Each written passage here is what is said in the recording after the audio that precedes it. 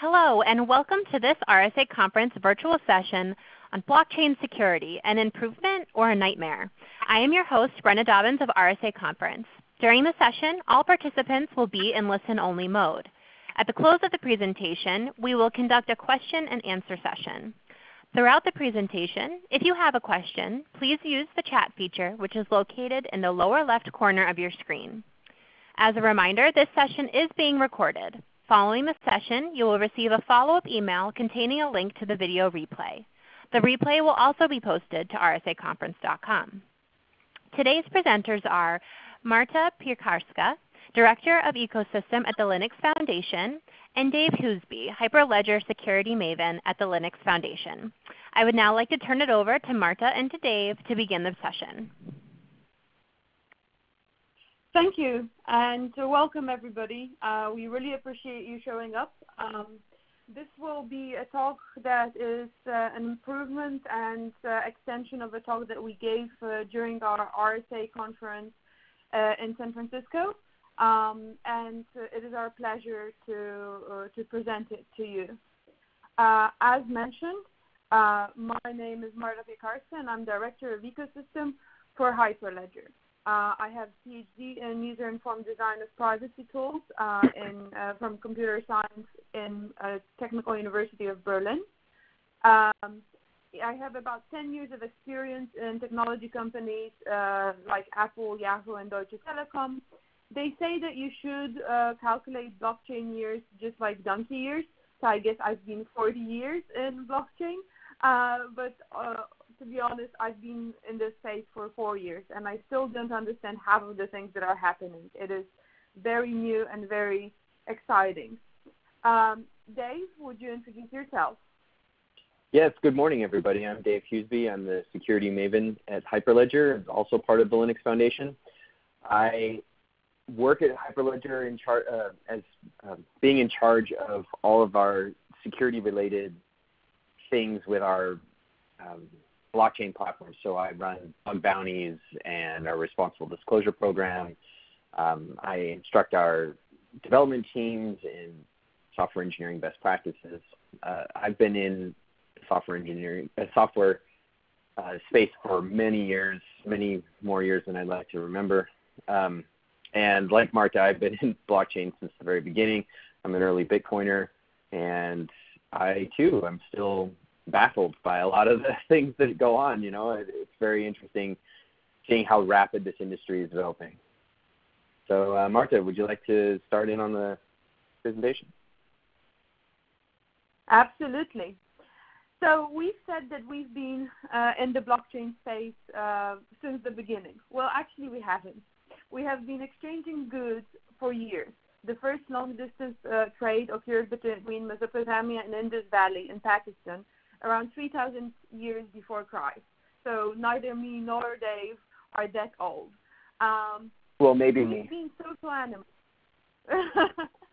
We've been social animals for a very long time. We've been exchanging goods, exchanging assets in order to survive. But always the question has been, how do you agree on assets balance? So how do you track the value of exchanged goods? If I gave Dave 5 fish and he would give me 2 breads, and then I would like to exchange those 2 breads with Brana for 4 fish, then I would be not doing fair things, and everyone should know about that. So traditionally, we used ledgers. Ledgers are just like books that keep track of who owns what and for how much did they buy it or how much did they receive for it.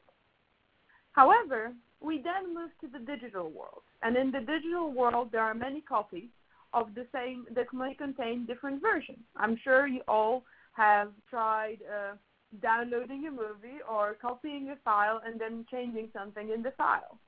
So the challenge is, how do we agree what is the common source of truth? Which version is the real version? Well, we came up with the internet, and internet has enabled us to create a peer-to-peer network where we all keep a copy of that ledger and we all can exchange that ledger And then we can keep our ledgers in sync whenever something is changing. Of course, for that we need to agree on what is that version that we should be agreeing on. And that's where consensus mechanisms come into play. And the roots of Bitcoin are located in so-called cypherpunk movement. So it is really, really old. Cypherpunk started in the 1990s. In fact, blockchain, the underlying technology, is even older. And we have to understand that blockchain is not cryptocurrency. Cryptocurrency is an application that sits on top of blockchain, not the other way around. First mentioning of blockchain as a technology and elements of it we've seen them in papers published in the 60s. So it is a really long time. What is a distributed ledger technology, really? So that underlying technology. It is an append-only system of record or log of transactions that is multiplied in a number of places but kept in sync. So it is a distributed ledger.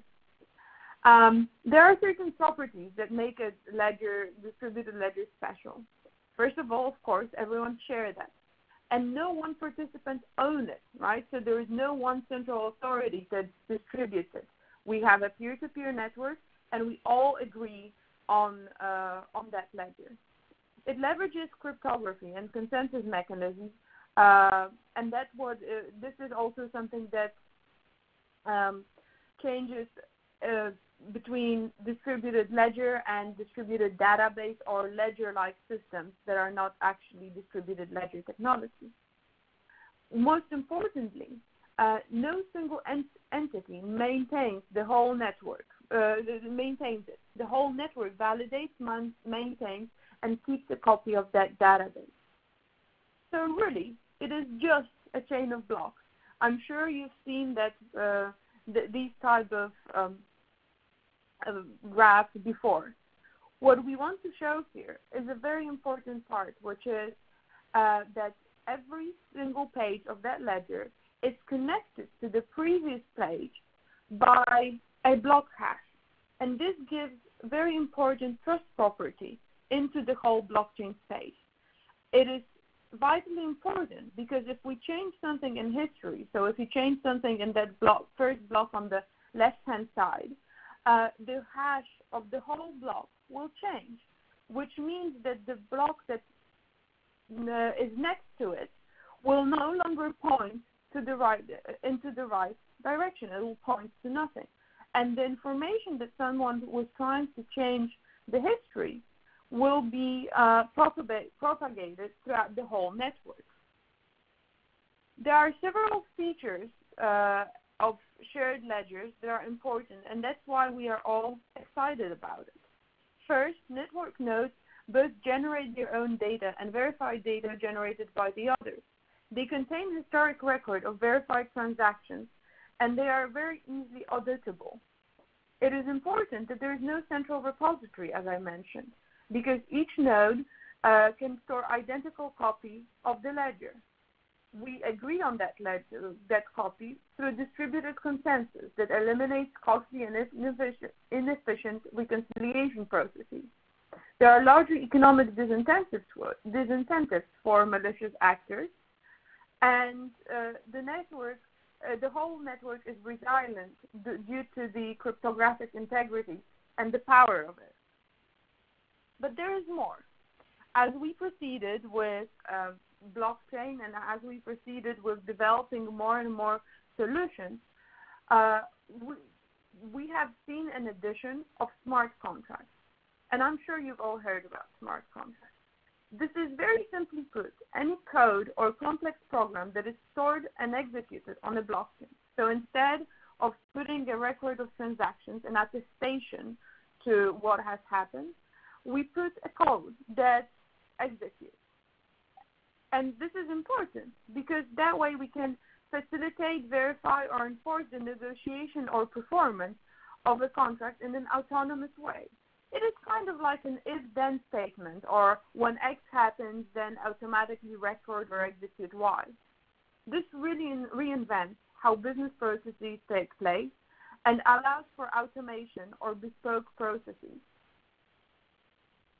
And there are few clues here, and the most important part is that all over the market, the global market, there are ledgers that organizations and individuals must trust alike.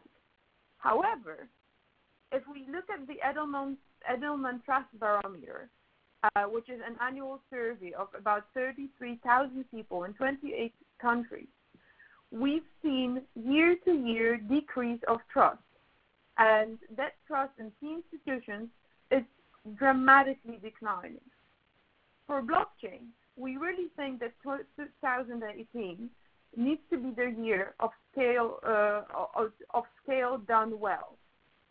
Something that we can trust, but we know how it's happening.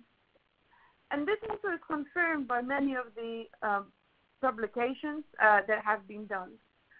World Economic Forum predicts that by 2025, 10% of global GDP will be assets tracked and traded using blockchain-based distributed ledgers. 10%.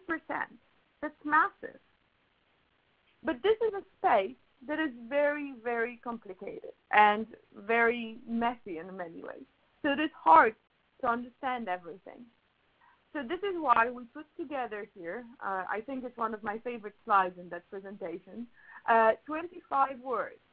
And I promise you all that if you Google these words, if you remember what these acronyms mean, you will be able to understand much more from that space and much more from distributed ledgers. You'll be able to have a very clean conversation about blockchain. And when people throw a blockchain at you, you will understand more if that their use case is valid. But no matter what technology we use, if it's blockchain or or not blockchain, security should always be in the center of your attention. Because without security, you don't have privacy and you don't have trust. And I think, Dave, it's your turn now. Thank you, Marta.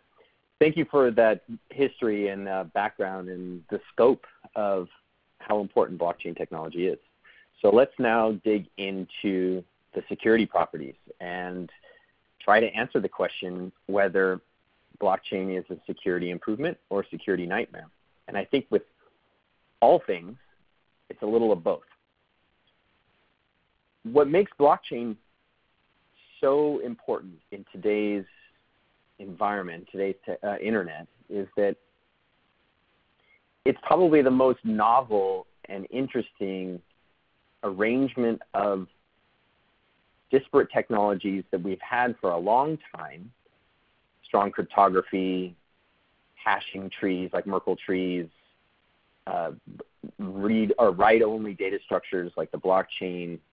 All of those trace their roots way back into the 60s, 50s, 60s, 70s, even 80s. Distributed systems research gave us all of the transport security and consensus protocols. Secure data transmission gave us the Merkle roots and more cryptography. Securing data in databases gave us the blockchain. But it took Satoshi in 2009 to finally find the best way to stack all of those together and to create an incentive structure that builds a system that transmits trust better than any other system we've ever devised. Now, computer revolutions happen when we decide to take something that's at human scale and bring it down to the computer scale. And what I mean by that is the web takes books and libraries and just information in general, something that we used to have to go look up, at a university or a library. And we brought it down to computer size, computer scale, and now it's all we need is a computer to access all that data. Things like email scaled down real mail. And now what we're seeing with blockchain is that we're taking the human trust system and scaling it down to computers. We have a combination of digital signatures plus cryptographic identity plus decentralized authority, all coming together to create a system that allows us to transmit trust and to execute contract code or smart contract code automatically. And consequently, the revolution is happening because of this innovation. So, like the previous slide said, security is actually imbued in blockchains from the very beginning and is probably its most important characteristic. But it represents a fundamental change from the way that we have handled credentials, authority, and security in computers since the very beginning. All the way back in the 50s, actually since the dawn of multi-user computing, which was probably in the late 50s, early 60s, when we started having time-sharing systems, the authority for access to any computing resource has always been centralized. There's always been a system administrator, and later there was what's called an access control list, so a piece of software that you would have to submit a username and password to. And if you wanted to read a file, the file system would check that and see if you had access to the file. And then with remote systems like the internet and dial-up systems, we had projected that same paradigm into that new space. And we still, even to this day, I mean, you log into Facebook, right? The authority to log into Facebook is centralized. Can you imagine if it were possible to log into Facebook by just signing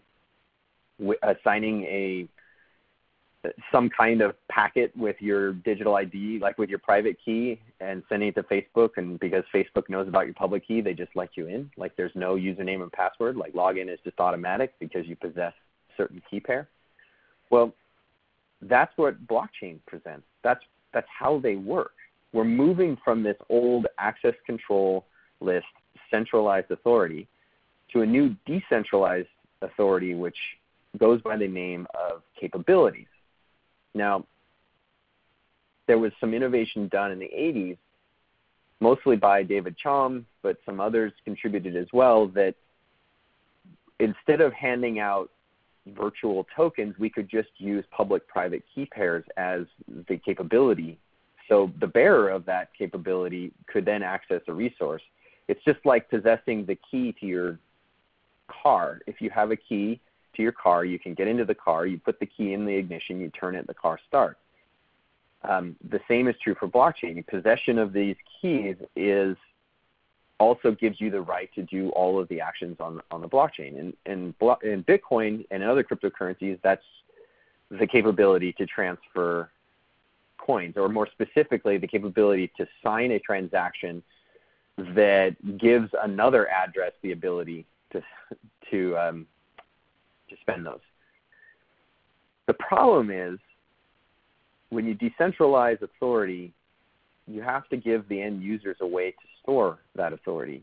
And our solution at this point has been the wallet application.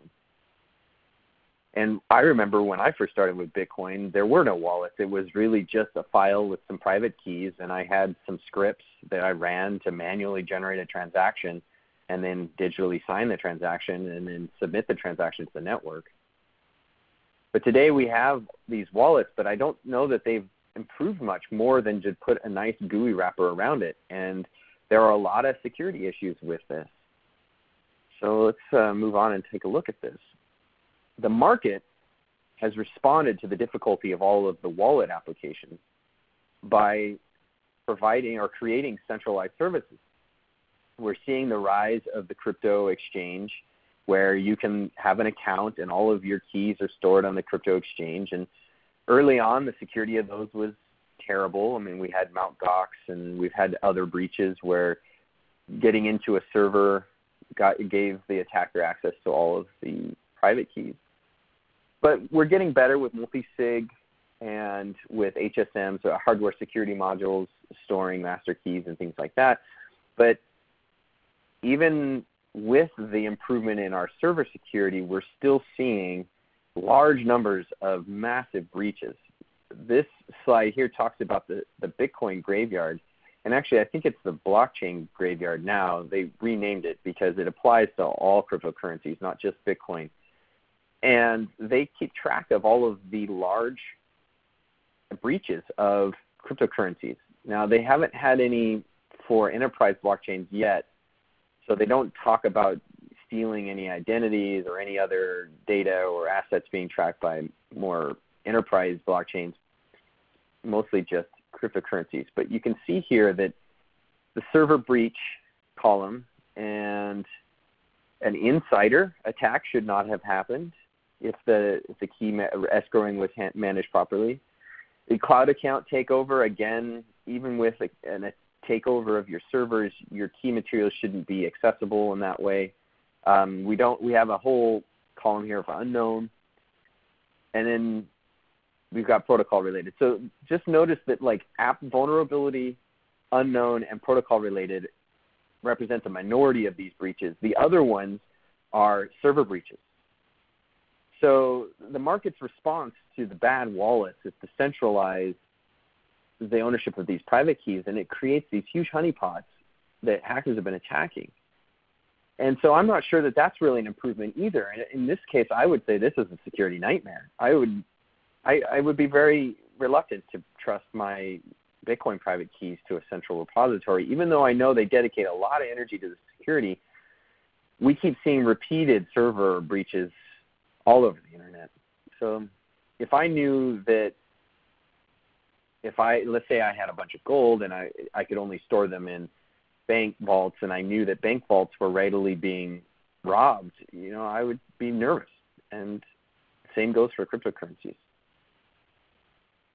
So knowing that wallets are not the greatest solution and centralized exchanges have been having breaches and probably aren't the best solution either, what can we do?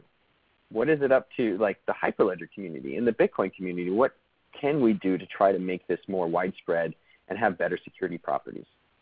Of course, the first thing we can do is to just catch the rest of the world up. Writing good documentation and training, providing nice and consistent support is always going to be the first step. It's how our society handles people driving cars. You can't get a driver's license without going through some education. Now, I don't think we should have licensing for cryptocurrencies. I guess that's a bad analogy, but we do need to have better education. And I see that there's a lot of it going on YouTube, and there's a lot of articles being written, and there are some good books, but we haven't settled down into the 5 rules of cryptocurrency, something that someone can easily memorize that would give them the key to function safely and efficiently in blockchain world. I know that in an open source industry, or in the open source community, it's always been tough to get good documentation, training, and support, mostly because the software moves so quickly. And blockchain is probably the fastest open source software movement that I've ever seen. It's gone from nothing to everything in just a few years, and so the documentation is lacking, to say the least. The next thing I think we should look at is what I call a conversational wallet interfaces. And this is something that Apple has mastered. A lot of people hate Apple for this, but a lot of people love Apple for this. If you pay attention to the way they design their software, they tend to hide extraneous details whenever you're doing a multi-step operation. I think that wallets could improve in this regard. I think a lot of UI research needs to be done, but probably the easiest improvement would be to ask the user, what is it you want to do? If they select, I want to transfer Bitcoins, you click that, or they click that, and all of the extraneous details are hidden. And each relevant question is asked in turn and walks them through the process of generating a transaction. It's not a very complicated change to the wallets, but would vastly improve basically the misuse capability of the wallet. This is misuse-resistant design. It's building the tool to prevent the user from misusing it. It's nerfing up a wallet, basically. And then on the development side, we could focus more on and I'm talking to the software engineers in this crowd, we could focus on APIs with minimal foot guns. This is also a key point of misuse-resistant design, where the API functions don't do multiple things. They only do one thing at a time, and if you call them in the wrong order, the library catches it. A really good example of this is the libsodium library. Their misuse-resistant design is top-notch. If you call functions out of order, it throws errors and does a very, very good job of preventing a programmer from doing things in the wrong order.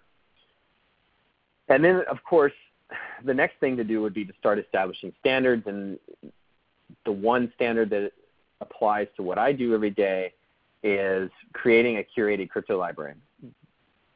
The Hyperledger Crypto Library is a new project. It's an actual lab right now, but we're hoping to make it into a full-fledged project in the future. It's actually going to be a thin wrapper layer around existing cryptographic libraries. We want it to be a curated list by the community and by the maintainers and the participants in this project. We want to include all of the well-known and time-tested libraries and set those up as sort of the grade A libraries that are in the crypto library, and then also provide room for experimental algorithms so that we can test new features like zero-knowledge proofs and things like that. So the goal of this is to provide a simple configuration setup for the library that also has presets for regulated configurations like FIPS standardization, or if we can get cooperation from Chinese developers to bring in China-approved cryptography into this library, we could provide China government-approved configurations for this as well.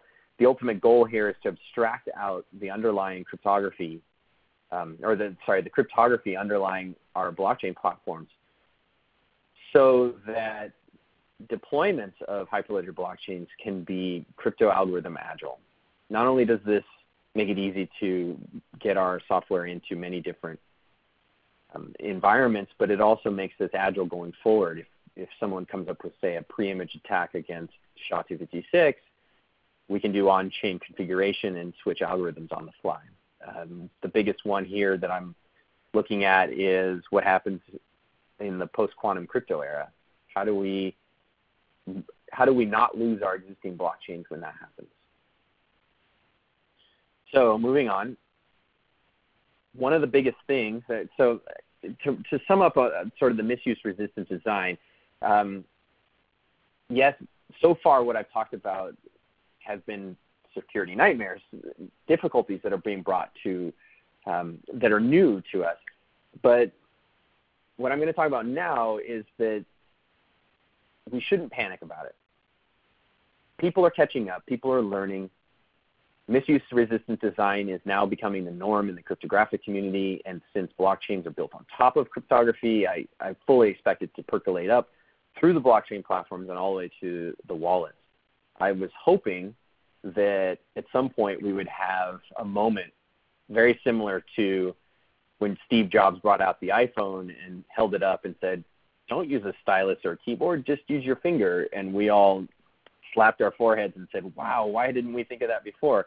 I really hope that somebody comes up with that for wallet design here soon so that we can all go, wow, why didn't we think of that before? And our security properties and our user interface and everything gets suddenly better.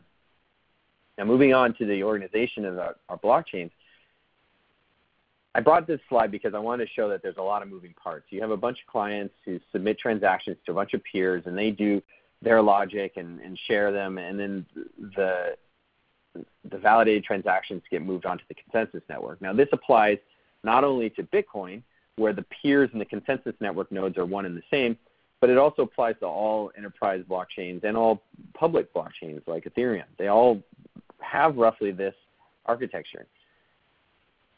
Now, when you want to merge this into your enterprise, this looks really complicated. And it looks like it has some bad security properties. But if you step back and you squint and you turn your head sideways, you can start to see that it's actually organized into what we're normally used to. I mean, it's not more complicated than modern web. You have sort of the front end, and people are able to submit transactions, and then you have your middleware, which would be the transaction validation, and then the back end is your consensus network. I like to put this slide up in front of a lot of CISOs and system administrators and enterprise security types, because this is where they go, oh, I know this. I know how to do this. Okay, we put firewalls here. We put these servers on this kind of hardware. We put these servers on that kind of hardware. We put denial of service attack prevention at this point, between front end and middleware, firewalls everywhere, all that stuff. So this is where I see a lot of heads start nodding, a lot of shoulders relaxing. This actually shows that the blockchains, though complicated, are actually going to improve a lot of things, because it's imbued with cryptography. It's imbued with cryptography from the very beginning. We're not retroactively adding it. I mean, even to this day, the best way to protect data in, say, like a PostgreSQL database is to just select to encrypt the whole hard drive that it's on. There's no real built-in cryptographic integrity checks or signing or anything like that into traditional database systems. So blockchains are actually bringing that to us. So to sum up what I was saying, is it a security improvement or a nightmare? It's a mix of both. And what the things that we do know are that basic security matters still, right? We're moving so quickly, and we're moving from a traditional centralized system to a decentralized system, that the biggest fallout here, the biggest nightmare, is that users are just not ready for this. And we have a lot of work to do to try to improve that. But the same techniques apply as in the old world. We can deploy these blockchains, enterprise blockchains in particular, into existing enterprise infrastructure by breaking them up into the traditional 3-tier system or N-tier system, right? So the most important thing here is to not panic and to pay attention to where we could do better. So if you're trying to do an enterprise blockchain in your enterprise, know that you're going to need a good solution for managing keys, and you're going to need good training for all of your employees or managers of the system that will need to interact with this system. And you're also going to need to have a way of escrowing those keys to do your audits and to stay on top of your security once it's set up. So I think at this point I'll hand it back over to Marta to talk more about how it will impact business. Thank you, David. Yes, as David mentioned, there is a lot that we can learn and a lot that we can reuse. And many of you probably wonder, where will it all end? Where will we get to? We think that blockchain promises the way that business is conducted and transactions are executed across industries. But if you think that we are here to tell you that Hyperledger will win it all, or Ethereum will win it all, and we'll end up with one master blockchain of blockchains, I don't think this is the case. The way that we have different use cases, and different use cases mean different solutions. Blockchain is just a technology, and this technology has to vary from use case to use case. And there is a spectrum of blockchain technology. If you look at two axes, on one you could say it's permissioned versus permissionless. So who can write to a blockchain?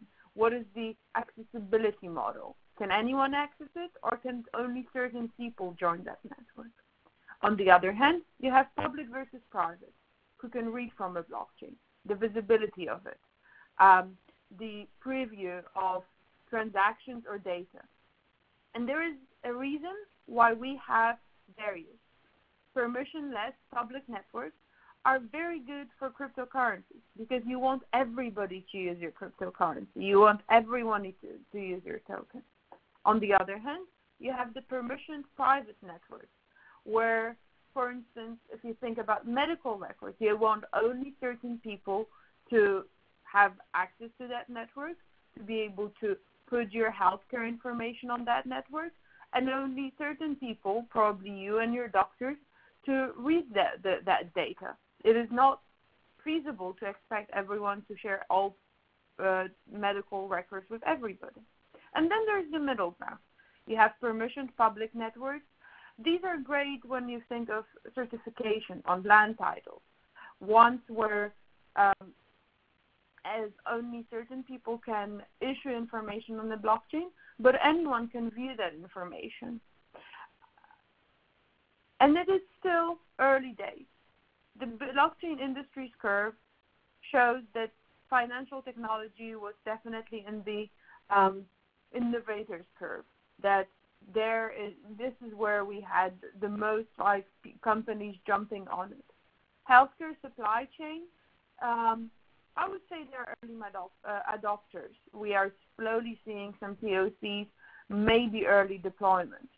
But there's no such group as late majority in blockchain. It's still too early. So if someone tells you that you're too late into the game, you're not. You're still on time, and you still have opportunity to develop with blockchain, learn about it, and maybe say that you don't want it. But definitely there is a space and time for you in this industry.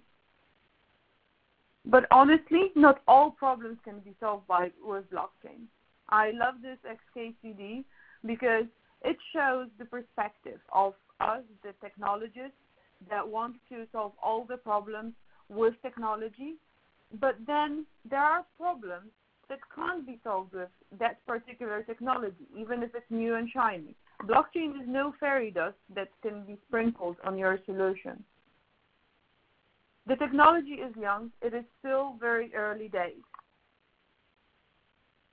And we need to find out how to collaborate. There are challenges that we need to solve. Dave, please tell us about that. Thank you, Marta. So the biggest challenge with blockchains is that their real value comes when lots of participants across an industry, either horizontally or vertically or both, come together to automate and accelerate a business process. So supply chain is a good example, or for a vertical. International banking is a good example for a horizontal. The difficulty here is that enterprises forever have always been designed to not collaborate. It's always been around protecting their intellectual property, protecting their business processes, their data, their goods and services, all of that. They're castles on a hill with moats around them. And now we want to link up those castles and have them cooperate. So there's a lot of questions that are being answered right now, and a lot of people exploring options about how do you build an enterprise blockchain with multiple participants that still respects and protects the participants' intellectual property while enabling the level of cooperation they desire. Can open source help? Well, open source obviously is a big help. I mean, all cryptocurrencies to this date are open source projects. I don't think I know of a single one that's completely proprietary, but I could be wrong. I think having the development and the direction of these blockchains is very important for adoption. I think it really allows enterprises to come at this with their eyes wide open, and it also allows us to mix and match. I know that at Hyperledger we are driving towards interoperability. I've seen demos of Hyperledger Indy being the identity piece for a Hyperledger Fabric installation. We're now seeing Hyperledger Burrow, which is our Ethereum virtual machine implementation, being used as a smart contract validator in Hyperledger Sawtooth. So at least at Hyperledger, our open source nature has allowed us to multiply the solutions that we can provide by driving towards interoperability. So why would you join a blockchain consortia? Well, every enterprise has to answer that for themselves. However, we're seeing a lot of efficiencies being gained when you do join a blockchain that allows you to automate things like your supply chain or the paperwork that's necessary to run between businesses, like international banking, where they have to do clearing and reconciliation.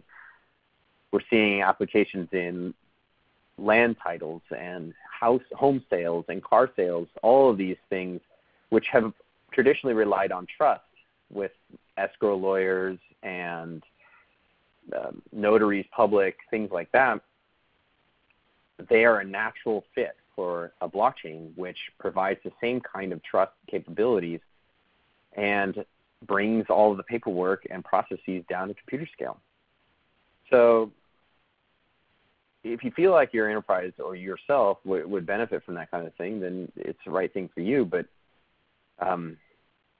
make sure that you understand that you're moving away from this centralized security to a decentralized security, and be prepared to put into place all of the standard operating procedures around protecting your private keys and protecting your access to the network. So which technology would you choose? Well, again, that also depends on the application. I think if your goal is to provide a public service, a lot of people would automatically say go on a public network, but I don't know that that's necessarily true. We're seeing the Sovereign Foundation building a public utility for identity that is not built on a public network, and yet that's going to be a public utility. It'll be available to public users. I think the difference is that the users don't participate in the tokenization of it. There's no real tokens that go around between users. So it really does boil down to its application and understanding the properties of it. The same decentralized difficulty still exists, though, because participation requires management of private keys, and that is still an unsolved problem. There is a ton of solutions, and we're sort of making moves in the direction of best practices, but again, we still haven't had that Steve Jobs moment where we can all rest easy and know that our private keys are being protected securely. So the importance of being earnest about this is, this slide here is really just to say, like, yeah, it's okay to be excited about blockchains, but we need to be realistic about it too. I'm not trying to rain on everybody's parade. This is awesome. I love the innovation and the speed in which we're all going, but these are distributed networks, and they have real security issues. Like, for instance, distributed denial of services attacks are still a thing. If your consensus nodes, say like all the Bitcoin nodes, are accessible and can be DDoSed, there's a potential that there could be a significant impact on that network. The same is true for enterprise blockchains. So you still have to go through the normal steps of protecting any internet service. But then you also, so you know, that's a neutral security property of blockchains, because we have to do that with all other services anyway. But then you have the addition of smart contracts. Now, they actually have a really great security improvement in the fact that all of the steps in smart contracts are cryptographically signed, and there's auditability and traceability. And if your smart contract language is written correctly, it's also predictable and deterministic. But again, they're written by humans. And we know from the entire history of software development that if software is written by humans, there are security flaws in it. And sometimes very obscure ones. I mean, just recently we saw security flaws that were decades old being found in some open source projects.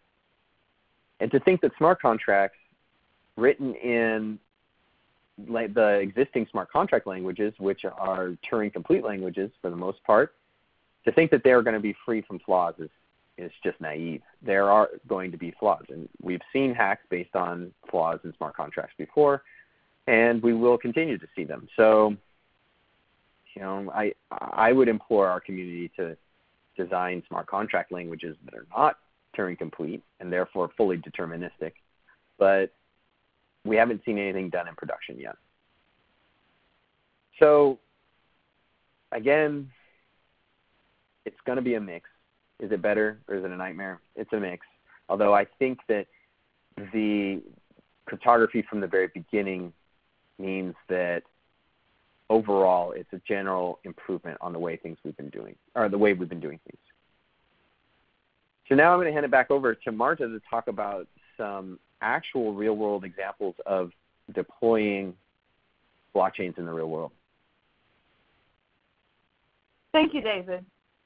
I will try being brief as we are a bit running out of time, as we've all talked full of information. I wanted to show you 3 examples, because from what we see today, blockchain can either become a part of your solution and really doesn't mean that we improve security anyway. Quite the opposite. It brings new attack surfaces and new attack vectors, and we have to reevaluate our solution based on the fact that we are adding yet another technology to it. On the other hand, there are also places where blockchain can be used to really improve the security. So let's start. First is a use case from Change Healthcare. Is Change Healthcare, where the Change Healthcare company created a claims network where all of the claims are processed and the blockchain is maintaining real-time immutable record of claim lifecycle. If you look at this system, you will clearly see that blockchain is used as an attestation mechanism, but you still have to make sure that the way that the claim is submitted is valid, that the claim itself is valid. You have to audit it. Then you have to protect the payers and look at how payers are storing information. Of course, on servers where you have network components, the red round thing that says claims network component has to be secured. The blockchain component we need to make sure that they interact in the right way. So all of these elements are very important, and blockchain does not introduce security here. It means that we need to protect blockchain, protect servers, and protect the network even more. On the other hand, there is a secure supply chain solution that Thales, Accenture, and Chronicle implemented. And it's a very interesting one, where Accenture integrated the technologies that were deployed to demonstrate how blockchain and smart contracts can be used by OEMs and suppliers to verify the authenticity and security of these components and products in the supply chain. Then Thales brought in their part, looking at how many products today are hardware and software-based using FPGA models. They have introduced their Thales IP to enable the registration and validation of these FPGA modules with blockchain, and they are using physical and codable function capabilities that allow to obtain a unique identity for the silicon chip using the embedded software. And finally, Chronicle brought their part. Chronicle is a supplier that secures batches of products by using crypto-seals, their products. And these provide a secure and tamper-proof mechanisms for the OEMs and suppliers to provide components meeting the specification of order and record attributes on the blockchain to enable rapid reconciliation and problem solving downstream. What is important here that it really shows the authentication, authorization, and auditing at scale. It allows for a very wide spectrum of secure attestations, theoretical identity attributions, and unique privacy-preserving auditing. It allows us to quickly detect anomalies during the regular courses of business and transcend beyond the after-the-fact investigation. It provides confidential transactions, cryptographic unlinkability. So this really is reinventing how we think of secure supply chain, or supply chain where we need security. And blockchain is a core component to it. And then there's the third use case. And I will let Dave briefly introduce it, because this is something that is very interesting and shows a combination of two. Yeah, thank you, Marta. So I am going to try to be brief because we are running out of time. This is actually a lot of fancy words. It's a flow diagram that was put together by a member of the Hyperledger community, the founder of Hasera, that shows a demonstration of using a blockchain to do capabilities management or capabilities management in a centralized way. So he actually demonstrated this and won some awards at some Hackfests where he used Hyperledger Fabric to manage the life cycle of users in a system. So this actually presents the bridge between centralized ACLs and decentralized capabilities. So he actually used it for registering users, and when they log in, there were transactions for all of that, and then issuing their capabilities tokens after login and all that stuff. So it centralized the management, the escrowing of their keys to emulate the way access security lists normally work, and this actually helps existing enterprises bridge from traditional centralized systems to decentralized systems. So moving on, what's left to be done? I'll go over these real quick. There are some easy things you can do, at least for the Hyperledger community. You can report any bugs, security bugs. We do have a bug bounty. I really, really would love to have more people participating in it. It's over at hackerone.com/Hyperledger. We are paying out bounties for people who report security bugs. We have a number of working groups for different industries and for different aspects of blockchains we'd love you to get involved with. And then obviously this webinar will be recorded and uploaded, and there's a ton of other webinars and education material produced by Hyperledger. Now, the hard stuff. Well, this I'm actually really excited about. At this year's DEF CON, an independent team that I was totally unaware of demonstrated a tool called Tiniola, which is a red teaming tool for testing Hyperledger Fabric. They actually demonstrated some active scanning and active live attacks against Fabric from a privileged network position, and it turns out that it's really good for doing security audits and fuzzing of actually running Fabric instances. So if you really want to get involved and you're a talented developer or security researcher, I would love to see more of this kind of stuff. And with that, I guess we have a little bit of time. We can take questions now. However, I think the best way to do this might be to collect questions emailed to us, and then we can respond in a blog post if we don't have enough time to talk about it here. So at this point, we'll hand it over to Q&A. And wait, hold on. Before we do that, I wanted to also put this slide in here too for the recommended reading. So these are all some very interesting stuff that follow up on offline after our talk. So with that, I think we should go to questions if we have time.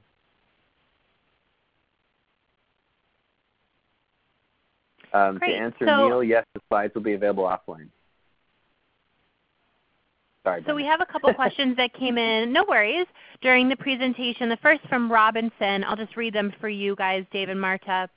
What are the anomaly or signature-based threats we may encounter in blockchain tech, since no system is guaranteed of no loop of errors in due time?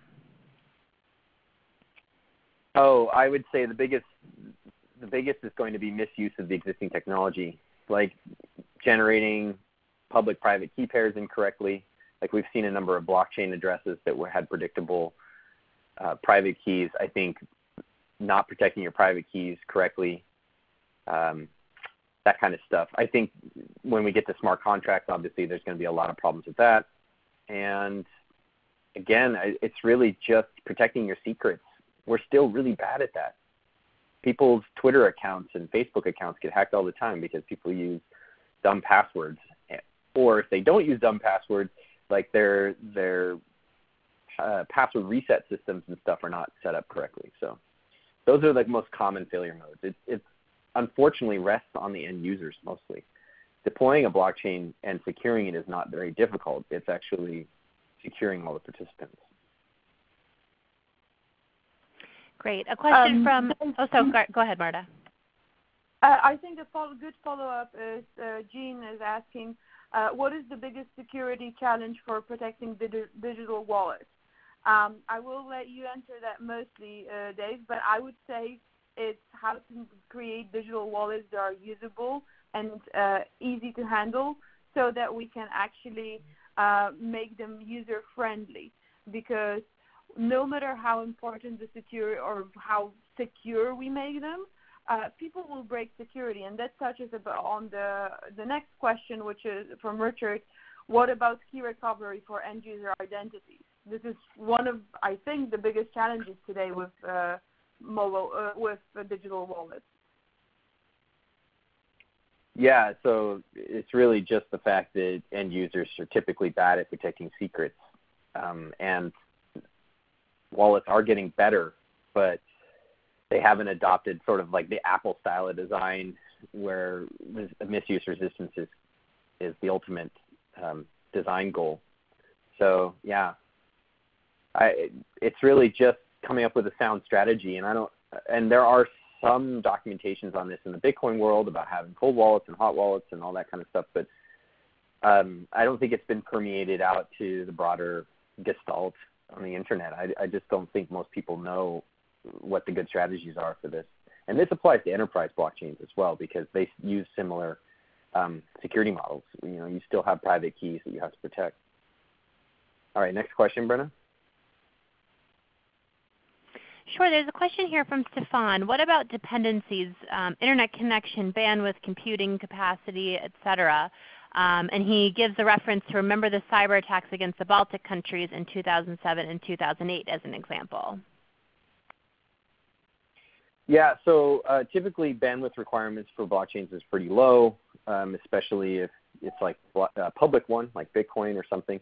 But enterprise blockchains typically have higher bandwidth requirements and latency requirements for their consensus mechanisms because they're not based on the fair lottery hashing system. They're based on older consensus mechanisms where there's voting a leader and then verifying the leader vote and all that stuff. So they typically involve more round trips and are more sensitive to the networks.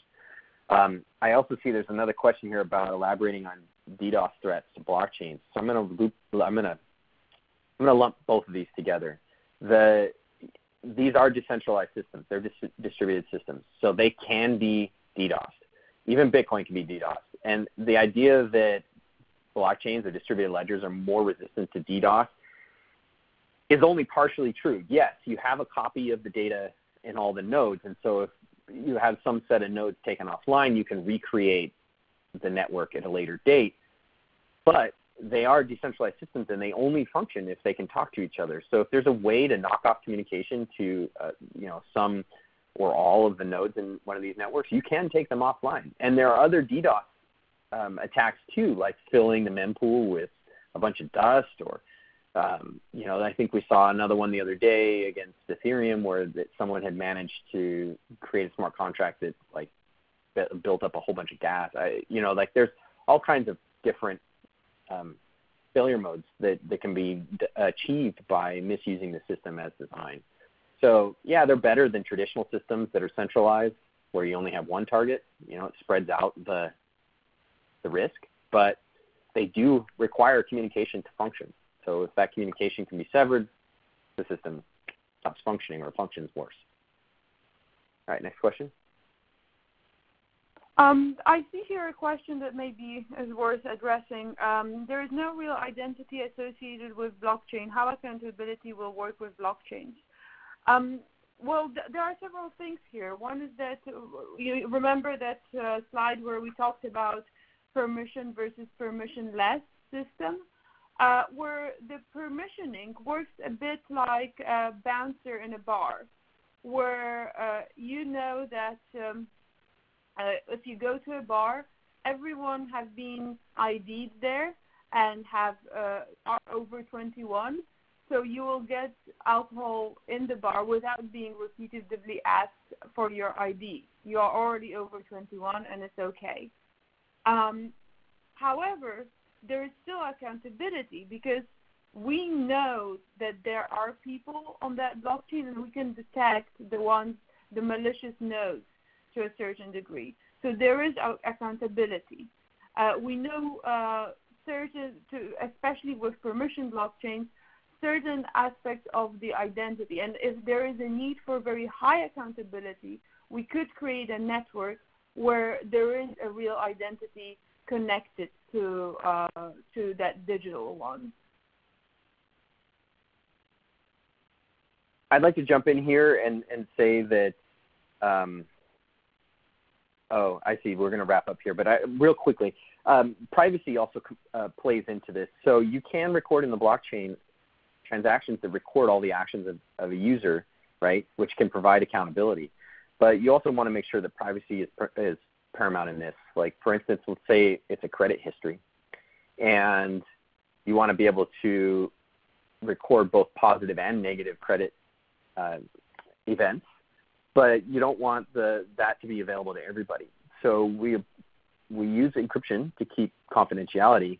And right now, one of the hot areas of research in enterprise blockchain is how do you do verifiable claims or zero-knowledge proofs that reflect the information that needs to be disclosed without exposing all of the information. So the things that need to be disclosed about a credit history are, that all negative credit events have been accounted for and have been disclosed, or that all of the credit history has been incorporated into the current rating that the participants are using, that kind of thing, without actually exposing the credit history itself. So privacy actually complicates all of this, and it is actually the area where a lot of people are doing a lot of research right now, because it applies to huge things like health records and credit histories and employment records and things like that. So with that, I'd like to thank everybody for attending, and our emails are here on the slide deck, so feel free to email with questions. We can follow up later. Thank you very much. Marta, would you like to say anything? No, I'll let Brenna just wrap up. Great. Thank you, Marta, and thank you, Dave, for a great presentation. And thanks to all of you for joining us for this RSA Conference virtual session.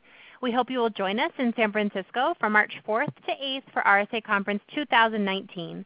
For more information and to register, please visit rsaconference.com in the coming weeks. Thank you. You may now disconnect.